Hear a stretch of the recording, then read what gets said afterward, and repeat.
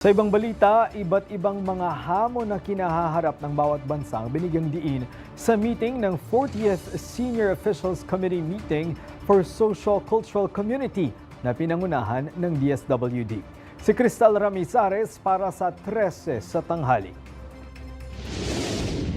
Ngayong Women's Month, binigyang diin ang kahalagahan ng kababaihan sa paggawa ng mga pulisiya at pagpapalakas sa ekonomiya. Sa 40th Senior Officials Committee Meeting for Social-Cultural Community na bahagi ng ASEAN Chairship ng bansa, pinangunahan ni Department of Social Welfare and Development Undersecretary Adonis Sulit kasama ang iba't ibang representatives ng bawat ASEAN countries. The theme of this year's International Women's Day is Give to Gain. A reminder that when we invest in women, when we give opportunities, resources, and space for leadership, our communities, our economies, and our region all gain.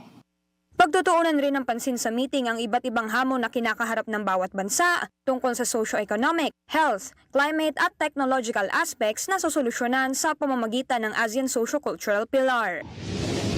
The agenda before us reflects the shared responsibility over the course of today's meeting.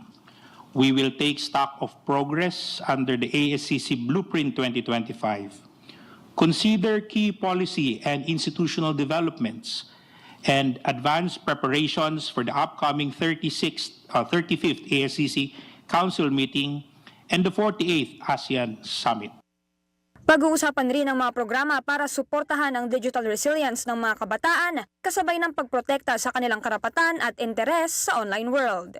Sa pangunguna rin ng DSWD, bukod sa kabataan, maglulunsad din ng programa para bigyang boses ang elderly sector o ang mga senior citizen.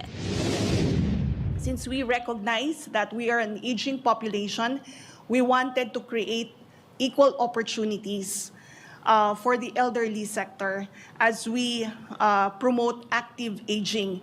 And we wanted to focus on the silver economy through a regional action framework. Isinusulong din ng ASEAN Network para sa Family Development na makatutulong sa bawat pamilyang Pilipino. Para sa totoong balita sa Bagong Pilipinas, Cristal Ramizares ng IBC News para sa 13 sa tanghali ng Congress TV.